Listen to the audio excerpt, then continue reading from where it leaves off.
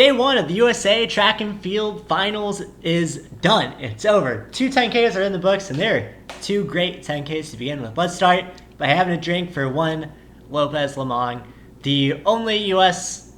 athlete to win both day title in the 1500 and the 10K. Now he has back-to-back 10K titles, and something that I didn't think was going to happen. So I did my preview.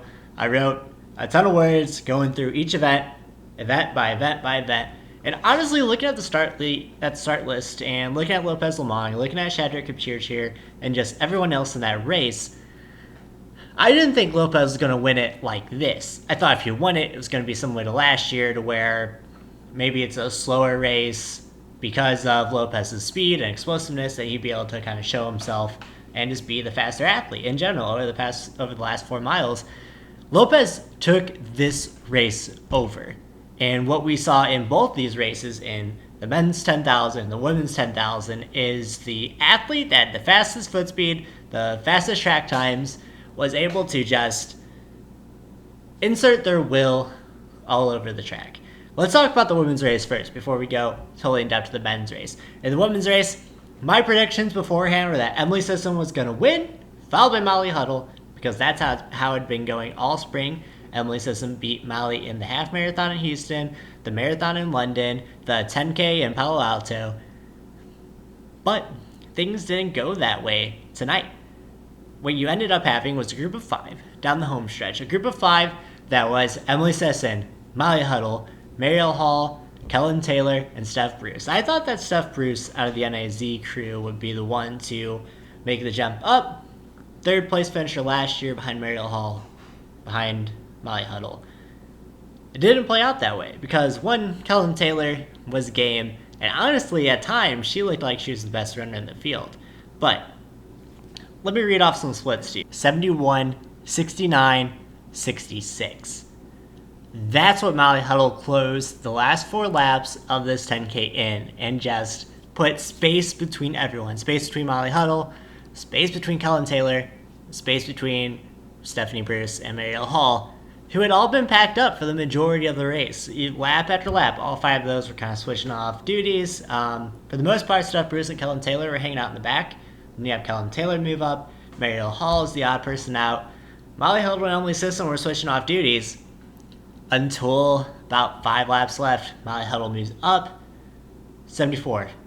Then a 71-second lap. And now things are starting to string out. Now Marielle Hall has a 10-meter gap.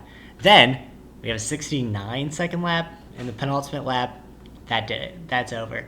But with the race in the bag, Marielle Hall comes out, 66 seconds over the last lap. Done. That's it. And I'll admit that I was wrong about this race. I thought for sure Emily Sisson would be the one to cement her place in the hierarchy of American distance running. But Marielle Hall, with her 20-plus U.S. titles, is not done yet. And speaking of not done yet, let's move on to the men's 10K finals, to where Lopez Lomong is also not done yet. Someone who, I don't know, will he ever age? Running 27:30 in a 10K final in 2019, year of our Lord. Really broke the will of Shadrack Kipchirchir. Shadrack looked great from the early on. It looked like this was his race to win. This was his race to control. He was out in front. He was running his race, opening up with some really fast times, 64s, 66s, 67s. At one point, he put a pretty good gap in. He was running, 67s, down to 65, down to 64s. And that's where you saw a little bit of a gap start to show up.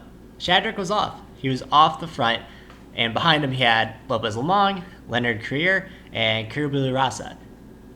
Now, at a certain point in the race, Lopez Lomong saw that gap, and over the course of 50 meters on the turn, what seemed like 5 strides, he got right back on Shadrack Kipchirchir's tail. And from there, it was just rhythm running, lap after lap after lap. You had the pack of Shadrack Kipchirchir and Lopez Lomong, and the pack of Leonard Korir and Rasa. With about 1,200 to go, Lopez would make his move. Not necessarily to pull away, but to definitely start increasing the pace. And Kipchirchir went with him, because Shadrack Kipchirchir is fit.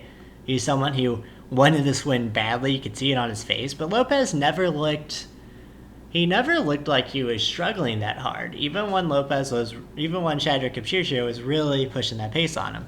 Ends up running a 67 and then closing it out in a 63-second last lap, winning by 14 seconds in a race that was neck and neck with 800 meters left to go. That's a big gap. That's a big gap to put on the field. Someone who is a 351 miler,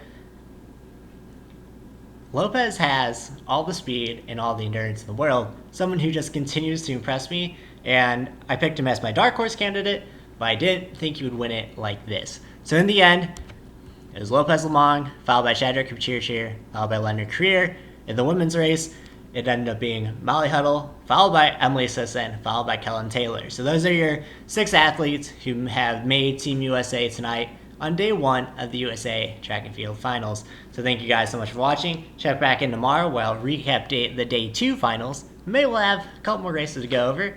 Maybe some more excitement.